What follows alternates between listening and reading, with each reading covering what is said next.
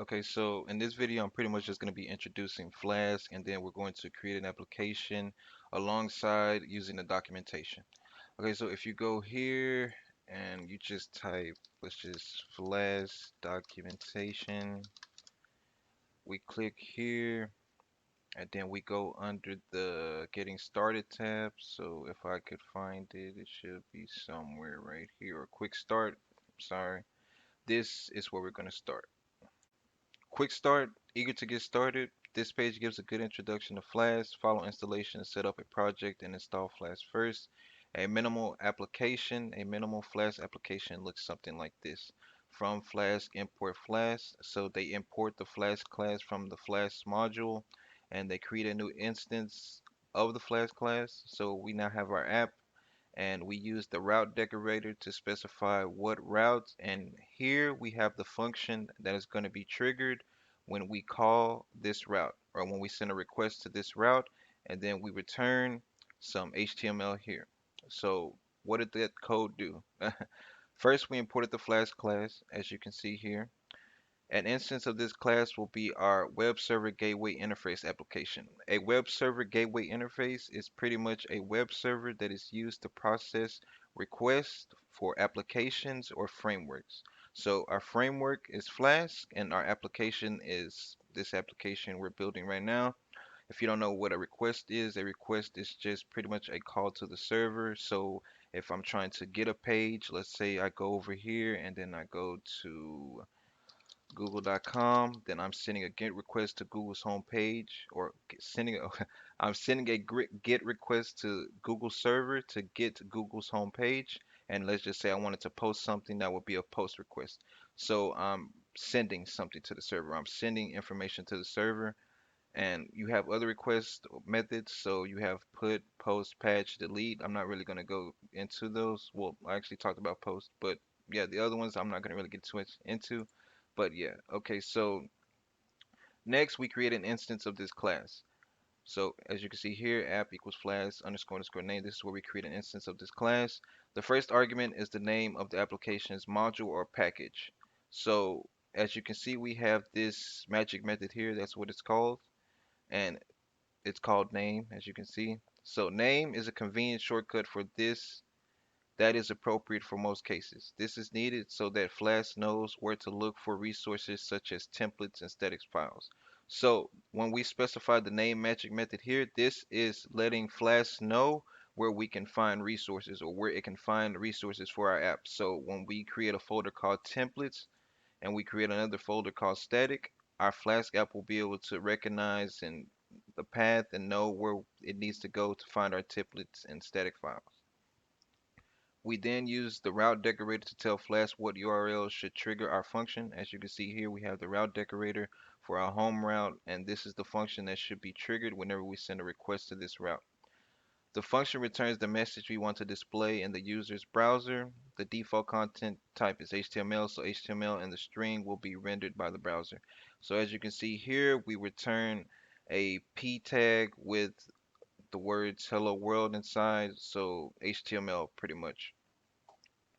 Save it as hello.py or something similar. Make sure not to call your application flask.py because this will conflict with Flask itself. So of course we don't want to go and name our application here. We don't want to rename this to Flask because that would conflict with importing our module. So instead of importing our Flask class from the original Flask module, we're going to import it, or we're going to try to import it from our Flask module, which doesn't have a Flask class. So that's what this is pretty much saying. Save it as something else besides flask.py. To run the application, use the flask command or python-m flask. Before you can do that, you need to tell your terminal the application to work with by exporting the Flask app environment variable. So depending on where you're running this, whether it be Linux Bash, the command line, or PowerShell, you're going to want to change or navigate between these tabs. So since I'm going to be using the terminal, I'm going to be using the CMD, and now I'm going to be setting up the app. So from Flask import Flask. And if you do not have Flask installed, you're going to want to do that. Otherwise, it won't recognize the name Flask. So make sure to import that package. And now we're going to create a new instance of our app. So app is equal to Flask, and then we're going to use the name magic method to specify where we have our resources or to let Flask know where to find our template and statics folder pretty much. And after we do that, we're going to use the route decorator to specify our routes. So add app.routes, and then we're going to make this the home routes. And then here is the function that is going to be triggered when we send a request to this route. So we're just going to call this home, and then we're going to return some HTML. So let's just return an h1 tag with hello world and close this tag. Now, before we can run our app, as you can see here, oh, well, it says before you can do that, you need to tell your terminal the application to work with by exporting the Flask app environment variable. And it shows you how to do that right here. So we go to the terminal, and here I just type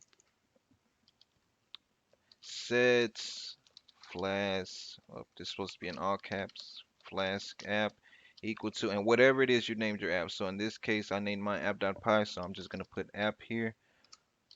And then in order to run my app, I just use the Flask run command.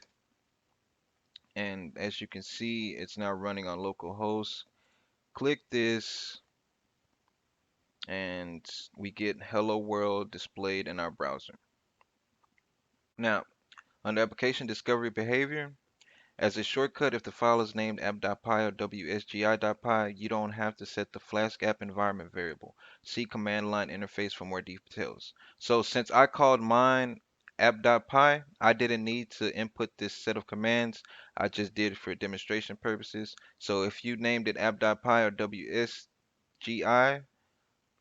then you won't need to do this. Otherwise, you will need to do this.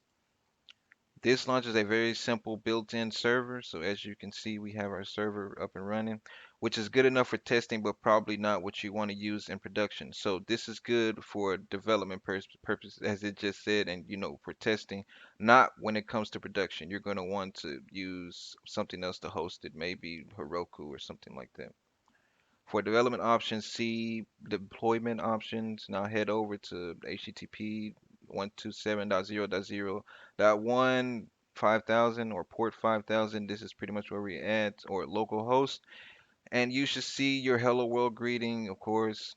If another program is already running using port 5000, you'll see OS error, operating system error, error number 98, or operating system error, Windows error 10013 when a server tries to start. See address already in use for how to handle that. So if you have another application running on localhost, then this will not run. You're going to have to shut down that application in order to see this one running.